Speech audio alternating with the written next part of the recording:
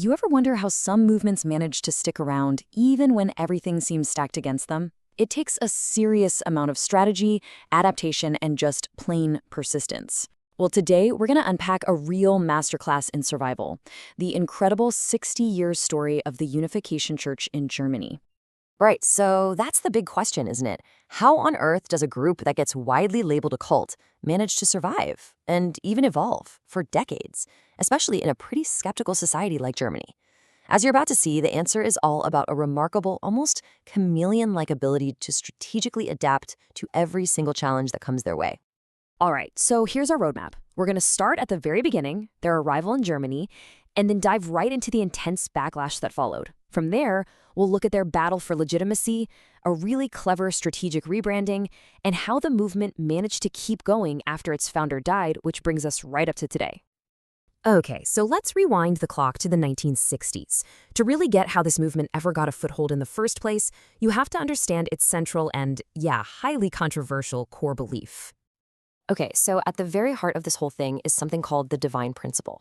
And listen, this wasn't just some minor theological idea. No, this was a huge, audacious claim. It basically said that the founder, Sun Myung-moon, and his wife were a new Messiah, true parents, who were here to actually finish the mission that Jesus started. This one belief, it was the engine for everything, both incredible devotion from followers and, as we'll see, a whole lot of alarm from outsiders. So, armed with this powerful message, the first missionaries showed up in a post-war Germany, a place where a lot of people were searching for new meaning. They set up these communal centers in big cities like Frankfurt and Munich, and by the 1970s, man, their recruitment was in high gear.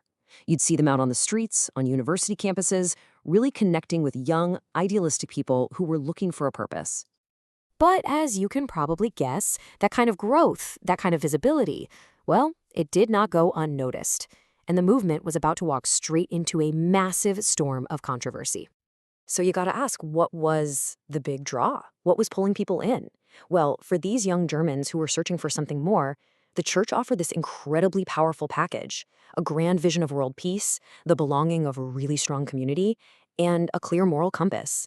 It gave them a mission, a sense of purpose. It was kind of the perfect antidote to all the uncertainty of that time. And this is where things get really interesting, because it created these two totally separate realities, almost like parallel universes. On the inside, members were convinced they were on a divine mission to save humanity. But on the outside, the public, the media, and especially worried parents, they saw something much darker, a dangerous youth cult that was brainwashing kids and tearing families apart. And look, this wasn't just some media hype or a few angry letters. This went all the way to the top. The German government itself started to take notice. Official reports began calling out the church as a potential risk to young people's well-being, which just gave a whole new level of credibility to the public's fears. Okay, so you've got this wall of opposition building up. What do? Well, the church realized that just trying to recruit more people on the street wasn't going to cut it anymore. They needed a whole new playbook, a strategy to build legitimacy from the outside in. So they rolled out this really sophisticated strategy. They started creating this whole network of organizations. Critics, of course, called them front groups. They had one to engage with academics, another one for journalists and media figures, and this was absolutely crucial. Their hardline anti-communist position helped them make some very powerful friends in politics during the Cold War. It was all about gaining that appearance of mainstream acceptance. And if you want a perfect picture of that gap, that disconnect between how they saw themselves and how the world saw them, look no further than the mass weddings. To members, these huge ceremonies were this beautiful symbol of global unity. But to outsiders, they looked like bizarre arranged marriages, which just poured more fuel on the fire of public suspicion. And then, everything changed. History itself threw a massive curveball that made one of their biggest strategies totally irrelevant, and it forced the movement into its biggest pivot yet. You see, when the Berlin Wall came down, it wasn't just a victory for democracy.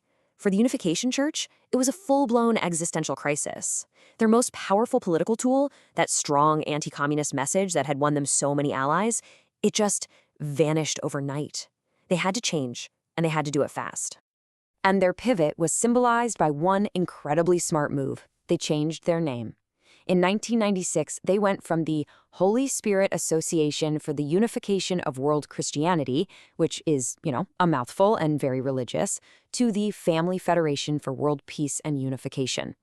It was a brilliant move, shifting the focus away from religion and onto these universal ideas that nobody could really argue with: family and peace.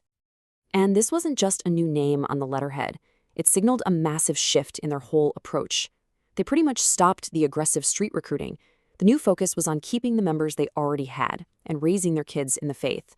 And outwardly, they started framing themselves not as a brand new religion, but as a movement for people of all faiths, a place for interfaith dialogue.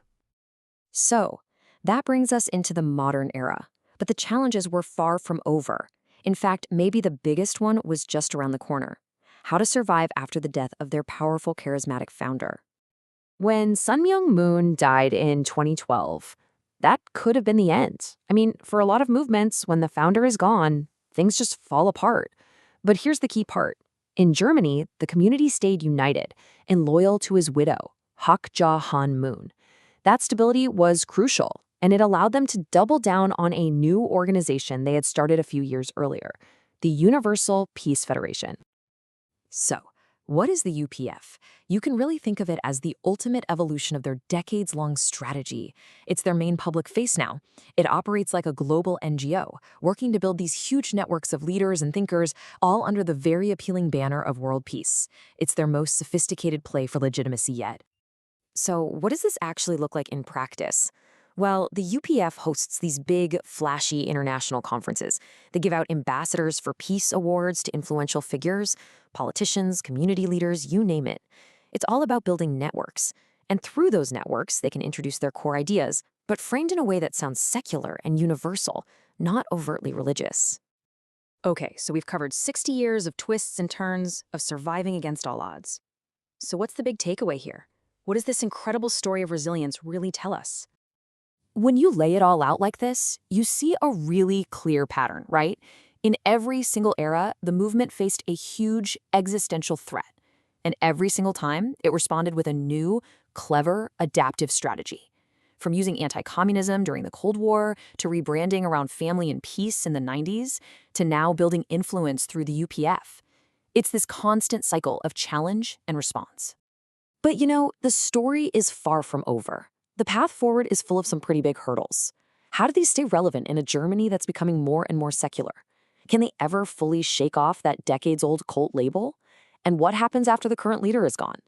These are the really tough questions that are going to define their next chapter. And that really leaves us with a big, lingering question at the center of this whole story. There's no doubt the Unification Church in Germany has been a master of adaptation. But can all the clever strategy and all the rebranding in the world ever truly erase a past that's so steeped in controversy? That's the real tension at the heart of their story, and it's definitely something to think about.